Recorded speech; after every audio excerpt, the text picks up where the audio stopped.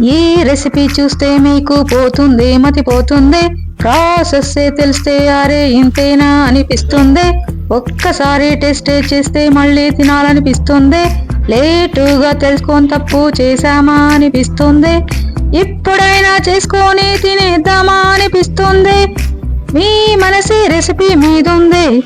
ఇదేగా అటుకుల మిక్చరు, ఇవాళే చేద్దాం రండందరూ. ఇదేగా అటుకుల మిక్చరు, ఇవాళే చేద్దాం రండందరూ. మా మిక్చర్ చేస్తున్నారా? లవ్ యూ మా. ఆయిల్ రా, ఎక్కువ తినకు.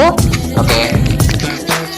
ఆయిల్ తీసుకొని బాయిల్ చేసుకొని అటుకుల్ని ఫ్రై చేసి తీసుకోండి. పల్లీలు వేయించి పక్కన పెట్టుకొని తాలింపుకి సిద్ధమే చేసుకోండి. ముందుగానేమో ఆయిల్ వేసి జీలకర్ర వెల్లుల్లేయాలి. దాంతో పాటే కొంచెం కరివేపాకేసి పుట్నాలు ఎండుమిర్చేయాలి. ఇందులోనే ఉప్పు పసుపు వేయాలి. తర్వాత కారం కొంచెం వేయాలి. ఫ్రై చేసిన అటుకులు పల్లీలు వేయాలి. అన్నిటినీ బాగా మిక్స్